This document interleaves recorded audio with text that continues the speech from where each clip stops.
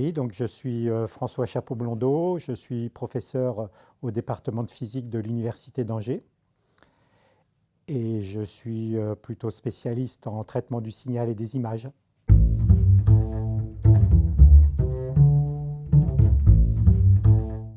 Oui, donc effectivement, j'ai été le premier responsable, ou on dit aussi le porteur du projet de création de à l'époque, diplôme d'études supérieures spécialisées en ingénierie optoélectronique, signal et imagerie.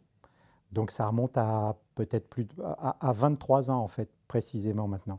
Parce qu'en fait, on a pris une bonne année pour monter le diplôme, donc créer les contenus, euh, former l'équipe pédagogique, rédiger les dossiers, présenter le dossier à toutes les instances, en local, au niveau national.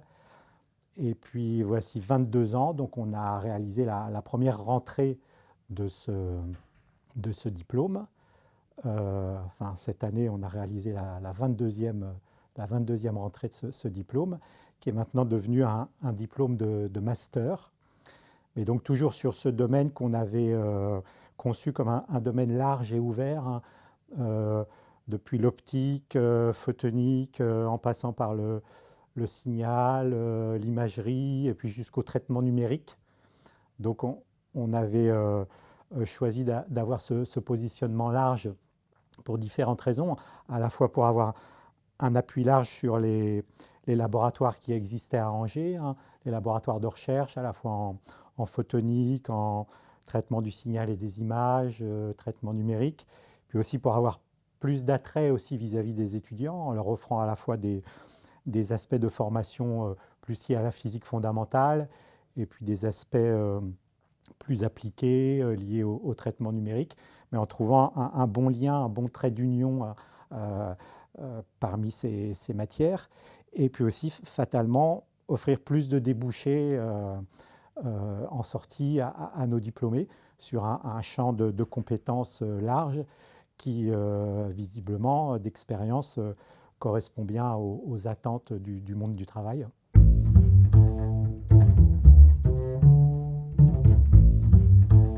Ces évolutions dans le contexte universitaire se font de manière assez naturelle parce que les enseignants, la plupart des enseignants, sont à la fois des enseignants et des chercheurs. Donc ils sont aussi impliqués via leur travail de recherche dans finalement la production de la science en train de se faire. Donc ça les met en contact avec toutes les innovations scientifiques, technologiques, conceptuelles, de par leur activité de chercheur. Et puis par ce canal, on a la possibilité de ramener vers l'enseignement les technologies nouvelles quand elles ont atteint suffisamment de maturité, en construisant une présentation suffisamment pédagogique.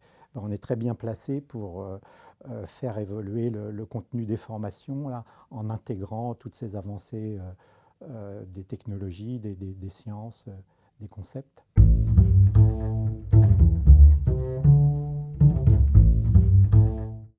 Elle se fait presque de manière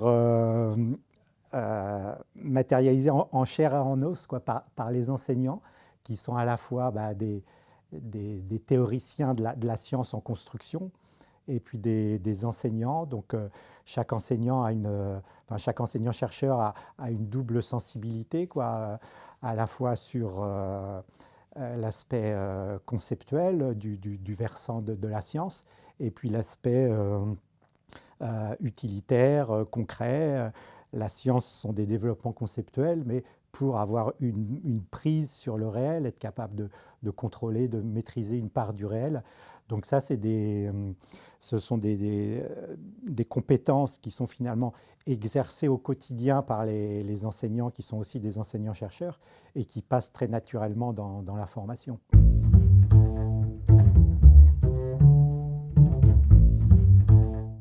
Alors, les anecdotes, ouais, nous, en tant que responsables, on était plutôt sur le mode un peu tension et souci de l'organisation. Mais finalement, en guise d'anecdote, je pourrais en citer une très récente. Là. Ce matin, quand on a eu les premiers échanges là, avec nos diplômés, dès les premiers échanges. Donc le premier diplômé, donc il nous donnait des nouvelles de son parcours. Donc il était inséré dans une grosse entreprise de haute technologie pour faire du développement et de la programmation Android pour les téléphones portables. Et puis le deuxième, c'était un diplômé qui est maintenant au CNRS, ingénieur en astrophysique. Et donc, en deux échanges très rapprochés, on illustrait finalement notre idée de départ d'offrir un positionnement large dans les compétences et les connaissances qu'on souhaitait transmettre aux étudiants. Et donc, 20 ans après, et dans l'espace de quelques minutes d'échange, on a eu finalement une preuve, au moins de la faisabilité ou de la pérennité quoi, de cette vision de départ qui se confirmait. Et puis à mesure que les échanges se sont enrichis et complétés aujourd'hui, là on a pu voir que les insertions professionnelles, les débouchés professionnels, les carrières professionnelles de nos diplômés étaient encore plus riches et plus vastes que cela. Donc ça c'est encourageant et une satisfaction en quelque sorte.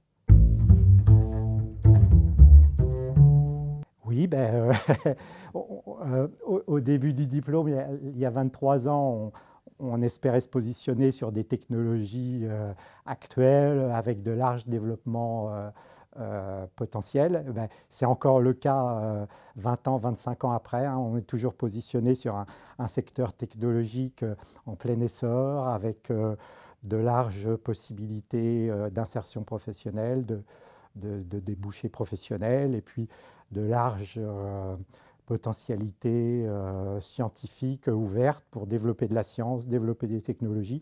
Donc il y a encore beaucoup de choses intéressantes à faire dans nos secteurs là, de positionnement du diplôme. Et donc bienvenue à ceux qui veulent s'investir. Et il y a beaucoup de satisfaction et de contributions utiles à continuer de faire dans ces secteurs.